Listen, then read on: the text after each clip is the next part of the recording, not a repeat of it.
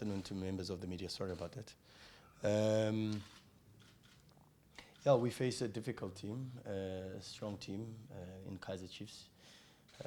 Of course, a rival that is unbeaten in the last 5.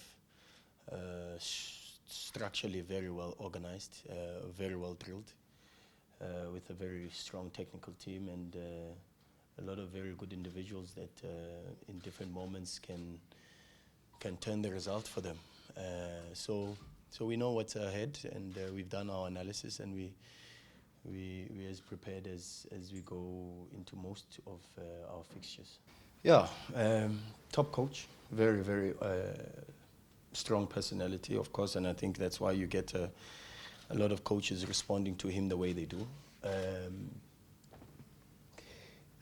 A good tactician. His teams are always posing a lot of tactical scenarios during 90 minutes. But I think he's a coach that's very clued up in the way he wants his teams to play. If you look at how his teams have always played, be it Maritzburg, Free State, Golden Arrows, even the Chiefs of the past and the current Kaizer Chiefs, there's a lot of similarities with regards to his game methodology.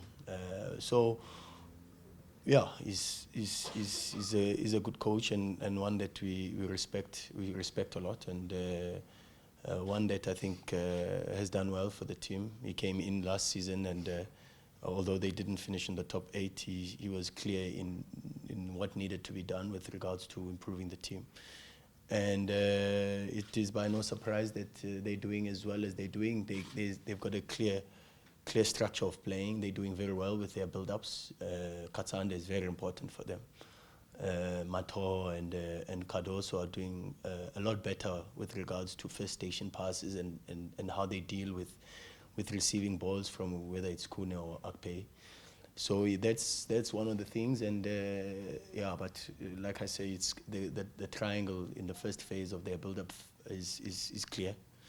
So and that's always down to the coach when there's a clear structure with regards to that, and yeah, I think we can't start with we know how strong we have to be. We know how important the game is, and fatigue is a state of mind. They are the team that's in form. They are the team that is unbeaten in 6 if you count the Felix Cup, the Shell Felix Cup, and against Sundowns. So in 6 matches they're unbeaten, and last defeat was against Polokwane, the 1-0. So they're the ones that come in without the match midweek. So let them show us how energetic and how fresh they are. No, not at all. I think we can't start with we know how strong we have to be. We know how important the game is, and fatigue is a state of mind. They are the team that's in form. They are the team that is unbeaten in 6 if you count the Felix Cup, the Shell Felix Cup, and against Sundowns. So in 6 matches they're unbeaten, and last defeat was against Polokwane, the 1-0. So they're the ones that come in without the match midweek. So let them show us how energetic and how fresh they are. Yeah, the players know we can't change the world. We can only adapt to the circumstances that we are faced and the challenges that we are faced with. We know the current situation that we are in, and we know what needs to be done. The fortunate part is that we've got a lot of very experienced players. We've got a very, very good group and an honest group of players.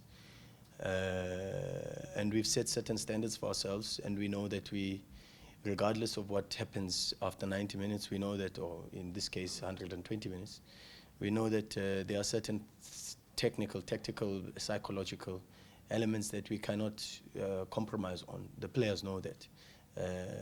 So fortunately for us, that's our blueprint. That's our way of working, and we've set benchmarks with regards to that, and we don't compromise on that. And fortunately, we've got, like I say to you, experienced players that are able to make sure that they extend that onto the pitch, and assist us, particularly when you've got so many of these younger ones, Monyane, Mabasa. The younger ones have a very good environment, which allows them to grow and to become better, because you can't ask for more when you've got senior players that, regardless of the scenario situation, one, they don't compromise on the standards of our tactical preparations, so which is important. And two, they never whinge and whine and complain. Our senior players are the first ones to roll up their sleeves and pull up their socks and engage themselves into the battle. So when you are a younger player and you've got that sort of example, it only allows them to continue to serve and give their best for the club. Yeah, unfortunately, I can't give an injury update as yet. We've got training at 3:30, so we'll engage with the people, but it's the same status quo at present. On Nurkovic, yeah, a very good addition to the Kaizer Chiefs team. Gives it different dimension.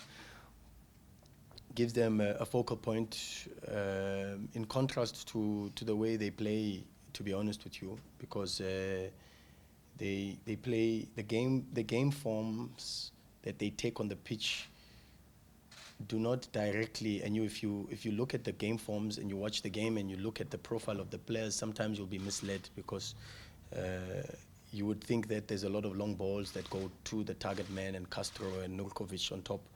But the reality is they do try to build from the back.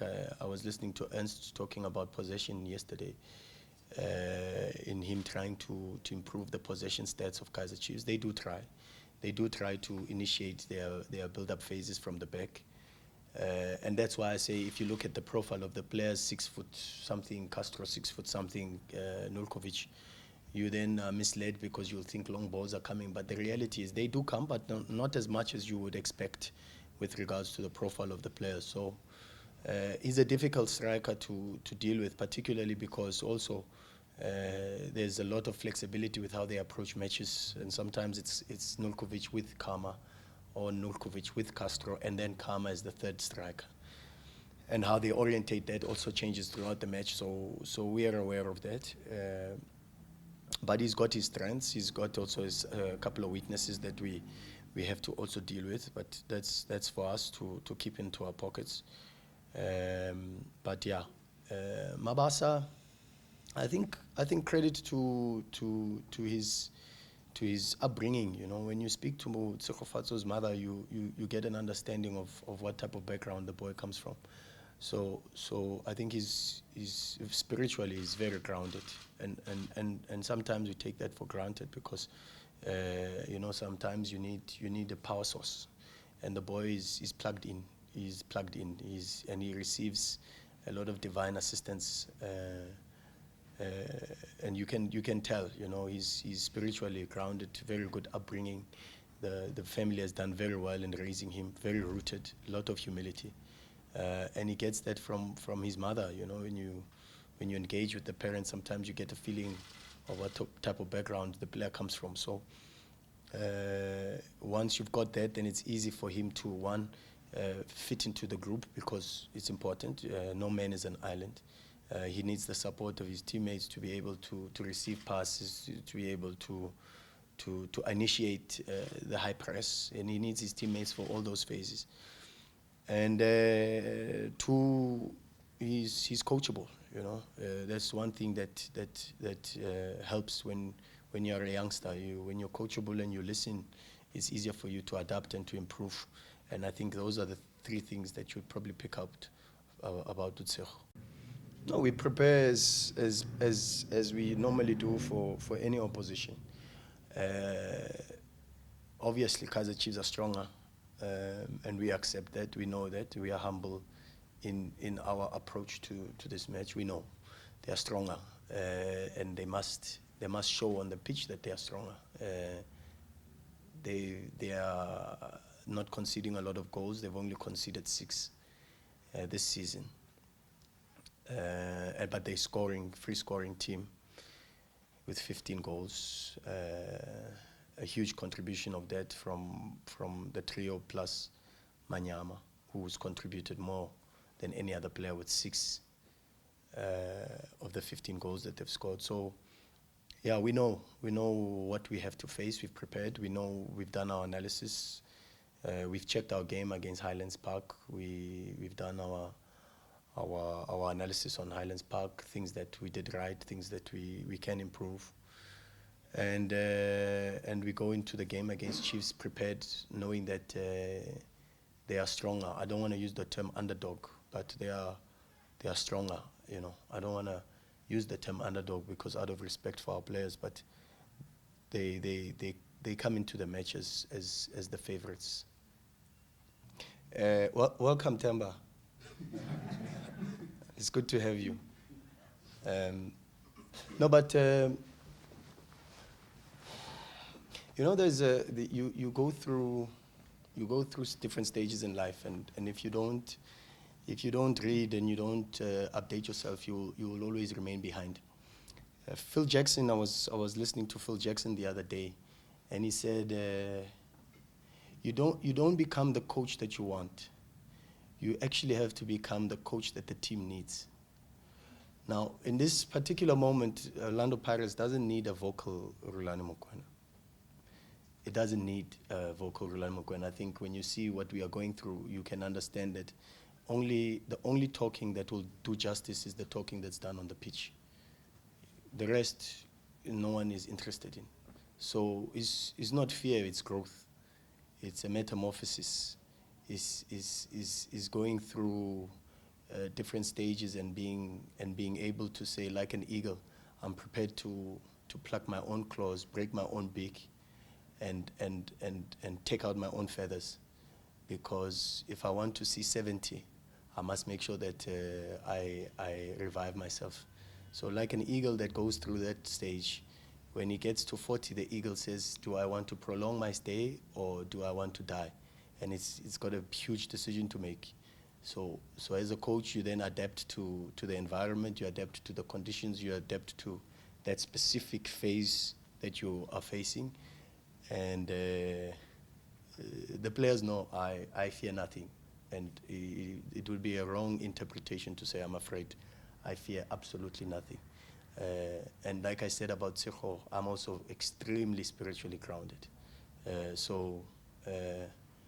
Even though I walk through the shadow of death, I fear no evil. I prefer not to talk about the refs. I think what's happening is in the country is sad. It is sad. And like I said, I've had an opportunity to watch the Highlands Park match. Before I was asked about my comment on the offside goal, and I hadn't seen the clips, so of course, clear offside. The situation with Mabasa, I told the players yesterday, I take a little bit of the blame with his 2-footed tackle because I asked for a fight, and the boy misinterpreted what I asked for. So I blame myself. You know, I said to them they must fight. So the boy goes and he makes a 2-footed tackle on Nulindo very early, and he could easily have been sent off. And I said yesterday to them, I said it was a red card. You know, we have to be honest with our assessment, because if we are not honest, then the players look at us and say, what type of leader do we have? You know, and they then question your credibility. I've been very vocal about this, and I've said, and I will not speak about referees. I will not talk about referees. They make mistakes, and everybody makes mistakes. But I think what is happening is a clear signal for assistance. They are crying out for help. I don't know what help that is. It could be technological. It could be add more resources to it. I don't know what it is, but what is happening is the referees are crying out for help. I don't know whether it's deliberate also, but the cry is very loud. They need help, and they need support at this moment. They don't need us to be bashing them. They need our support at this moment. Yeah, Coach Fadlu is part of our technical team, an important part of our technical team. And of course, like you say, he's got a lot of background with regards to having worked with Coach Middendorp. But we do the normal work. The entire technical team works very hard to try and make sure that we pick up certain details with regards to each and every single opponent, and that goes into all the other members of the technical team, be it Darian, be it Michael, Kyle, our analysts. They also play a huge role in that. So we go in not blindly. We go in trying to make sure that we pick up as much data as we can, as much information with regards to the opposition as we can. Because times move. Ernst has come back from, I don't want to say, tourism. No, it's not. But he came back from Thailand and yeah, no, not honeymoon. No, honeymoon you must get married first. So he didn't. He wasn't there to get married. But he went for a learning expedition. You can call it that, because to go to different backgrounds and different cultures, you come back and you can see even with his persona. He comes from Asia now. He's a little bit more Usa. You you can see he's a little bit more chilled, and it's a completely different personality of Ernst that we see now. So obviously there's been also that has happened with him, that evolution that has taken place personally, and maybe that's got to do with the culture and the background that he spent a bit of time in for the last couple of years. So. And the things that he's also picked up in those environments, you try and check them and see, because of the flexibility and how the team plays, you can also pick that up. With regards to us, our defensive organization, how we attack informs how we defend, and that's the most important part. We don't isolate our phases of play. We try to make sure that we're not too controlled with regards to the movements and our offensive schemes. But we have to be able to be in positions where when we do lose the ball, we are able to assist the team to defend. And then we've got different phases of our defense and defensive schemes, and we go through different criteria or different phases. But our players know, and our offensive players know, that they form a very important part of making sure that we defend better and we keep better clean sheets. And you could see even against Highlands, when we do lose the ball, you see the first people to engage are your offensive players, and that's why sometimes, like I said earlier, as coaches, we've got to take a bit of the responsibility, because that's why a lot of our players have got bookings. Our offensive players have got a lot of bookings because they engage in the first phase of breakdown of play. No, I don't. Obviously there's certain strengths that you've got to control. Obviously there's certain patterns that they regularly work on, and you can see how they repeat themselves in every match. But be that as it may, I think we don't alter much. We don't change much in our way of working. We try to be as custom made as possible. Try to make sure that when we prepare the team for everybody. And that means you've got to have certain principles within your game forms, and once you do that, then you can continue to move even when you have injuries like we've had this season. And whoever plays the game model, the style and the approach remains consistent regardless of who's on the pitch. It's been educational. It's been extremely challenging, of course, and I didn't expect it to be easy. But it's been one that has stretched me, not just from a knowledge perspective, because I'm fortunate enough that I've got a lot of support from that regard. I've been invited again to go, and I said I made an example with regards to Klopp when he arrived at Liverpool, and in December I've been invited again to go and spend a bit more time with them. So obviously to share my experiences and to also try and find out how he survived and how he kept going in that moment when he arrived and the results were not coming, but you could see a little bit the foundation that was being laid. And like you've already made reference to, and sometimes we make it too much about the coach in this country. You know, look at Man United, a big club, resourceful club, and after Sir Alex Ferguson left, they had Moyes, they had Van Gaal, they had Mourinho, and now they have Ole. And the reality is, sometimes it's not always about the coach. Obviously, there are certain things that the coach needs to try to tweak and change, and try to make sure that even through the difficulty, the team continues to go through and maintain its status as a big club. And that's what we know. We have to maintain our status as a big club. And sometimes that is to compromise, like against Highlands Park, that is to compromise a little bit the identity and play for the result, because the moment you sacrifice results first as a big club, then you sacrifice your status as a big club. So we know about that, and we try to make sure that we are consistent with regards to our approach with regards to that. But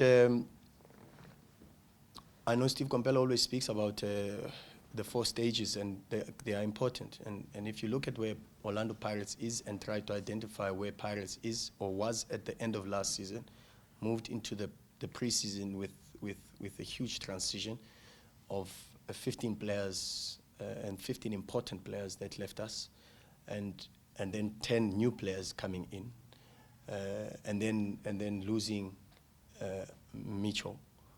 You then understand when we speak of forming, storming, norming, and performing, and you move to adjourning and you restart the cycle, you can then find out where Pirates is and why Pirates is where it is in that stage. So it's when you put it into context and you understand the transitions and you move through the different cycles and the different phases of any team dynamics. Go to Real Madrid with Zinedine Zidane. What happened at the beginning of the season? 6 new players came in and a huge overload of players left, and they're trying to find consistency in their game forms and all of that, and at the same time the expectation is to get results. So you've got to be wary of where you are, try to move within the cycle, but also try to be very understanding of why you are where you are, because sometimes you can try to be a little bit too ahead of yourself and not understanding the cycles and the stages. And we know, we are clear in our minds, we are in our understanding where we are in those stages, that we moved from that performing and finished very strong towards the end of the season. There was an adjourning with players coming in and coming out, and now we form a new cycle. So as you move from forming, you then go into storming, and you can't skip stages. You've got to, it's a process, and you've got to believe and trust in the process, and understand that from the storming, things will normalize, and as soon as things normalize, you'll get into your performance stage again. So you've got to carry your team through the different cycles and make sure that, like I said earlier, you're not the same coach in the different cycles. Once you get into the storming phase, you've got to be a different personality and be the right type of coach that the team needs at that time.